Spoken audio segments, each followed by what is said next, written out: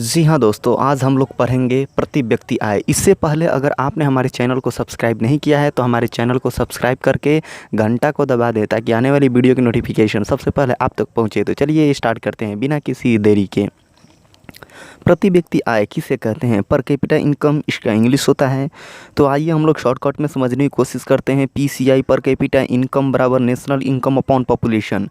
मतलब कि किसी देश की राष्ट्रीय आय में उस देश की जनसंख्या से भाग देने के बाद जो भागफल प्राप्त होता है हम उसे पीसीआई कहते हैं।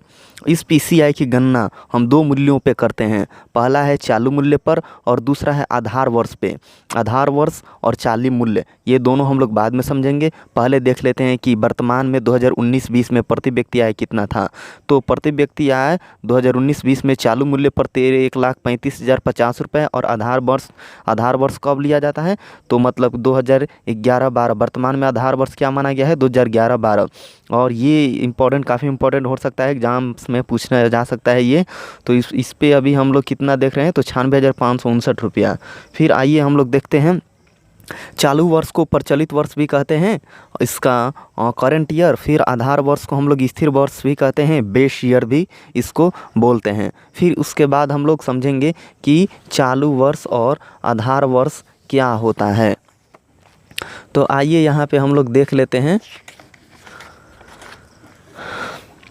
चालू वर्ष जब अर्थव्यवस्था की गणना प्रचलित कीमतों के आधार पर की जाती है। प्रचलित कीमतों पर कहने का मतलब है कि वर्तमान में किसी भी वस्तु की मार्केट में क्या रेट है, क्या प्राइस है, उसी को हम लोग क्या चालू वर्ष कहते हैं। मतलब जो भी ईयर चल रहा है, जैसे कि अभी कितना चल रहा है, 2021 चल रहा है, तो 2021 में जिस वस्तु का जितना मूल्य होगा वही मूल्य उस वस्तु का चालू वर्ष में मूल्य कहा जाएगा, उसकी प्राइस बोली जाएगी।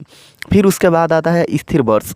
तो जब किसी एक वर्ष को आधार मानकर उस वर्ष में और वर्तमान के वर्ष में वस्तुओं की कीमतों की तुलना की जाती है।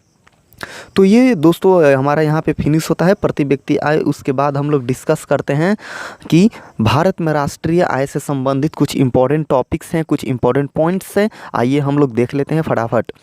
तो भारत में राष्ट्रीय आय की गणना सर्वप्रथम दादा भाई नौरोजी द्वारा 1868 ईस्वी में लिखित पुस्तक poverty and un British rule in India में की गई है। उस समय दादा भाई नौरोजी ने भारत का प्रति व्यक्ति आय 20 रुपया ज्ञात किया था। उसके बाद हम लोग देखते हैं कि 1911-12 में फिडले सिराज द्वारा पर कैपिटा इनकम प्रति व्यक्ति आय 20 रुपये बताया गया था।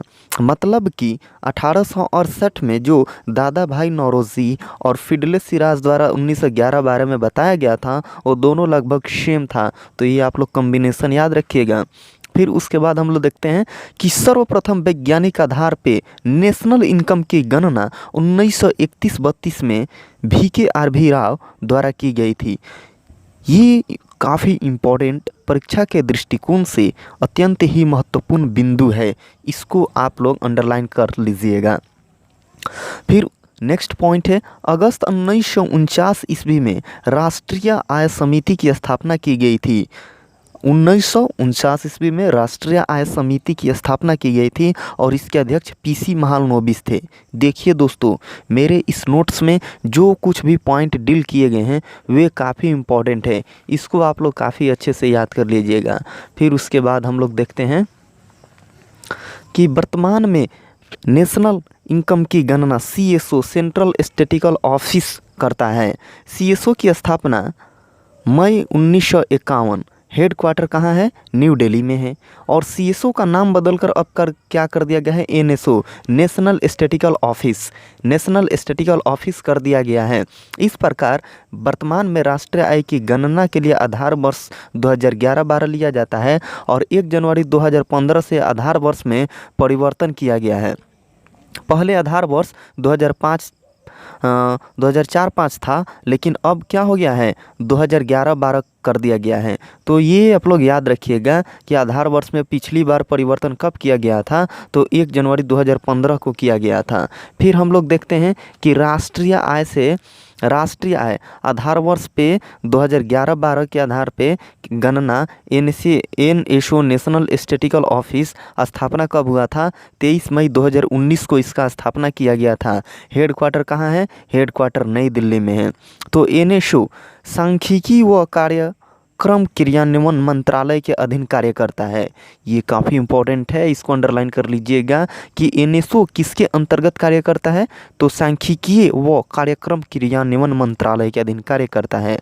अब हम लोग देखते हैं कि एनएसओ जो वर्तमान में कार्यरत है, एनएसओ इस पहले क्या तो सीएसओ एक था और फिर एक और ऑर्गेनाइजेशन था NSSO. CSO central statistical office, उसके बाद है नेशनल सैंपल सर्वे ऑर्गेनाइजेशन। तो सीएसओ की स्थापना 1951 ईस्वी में, हेडक्वार्टर दिल्ली में था। और एनएसएसओ स्थापना 1950 ईस्वी में और हेडक्वार्टर कोलकाता में था। इस प्रकार ये यहाँ पे फिनिश करते हैं। फिर चलते हैं नेक्स्ट टॉपिक की तरफ। तो राष्ट्रीय आय की गणना मौद्रिक रूप में की जाती है। राष्ट्रीय आय की गणना किस रूप में की जाती है? मौद्रिक रूप में की जाती है। तो राष्ट्रीय आय एक वित्त वर्ष का उत्पादन है। राष्ट्रीय आय में गत वर्ष का उत्पादन शामिल नहीं किया जाता है। पेंशन, वजीफा, भत्ता राष्ट्रीय आय का हिस्सा नहीं है। पेंशन, वजीफा, भत्ता राष्ट्रीय आय का हिस्सा नहीं है। फिर आगे हम लोग देखते हैं अंतरण राष्ट्रीय आय में शामिल नहीं किया जाता है। अंतरण क्या है? ट्रांसफ़र। जैसे भिखारी को खाना खिलाया जाता है तो उसको हम लोग अंतरण बोलते हैं। मान लीजिए आपके यहाँ भिखारी आया, तो ऐसा नहीं है ना कि आप भी भिखारी के यहाँ जाके खाना खाइएगा। फिर उसके बाद आता है विनिमय, एक्सचेंज। नेशनल इनकम में शामिल किया जाता है विनिमय। तो मेहमान हमारे घर आते हैं तो हम भी कभी मेहमान के घर जाते हैं। ये हमारा क्या हुआ? विनिमय, एक्सचेंज हुआ। इस प्रकार से विनिमय, एक्सचेंज को हम लोग क्या राष्ट्रीय आय में इंक्लूड करते हैं। फिर उसके बाद आते हैं उधारी की पुनः प्राप्ति नेशनल इनकम का हिस्सा नहीं है। ब्याज प्राप्तियाँ नेशनल इनकम में शामिल किया जाता है।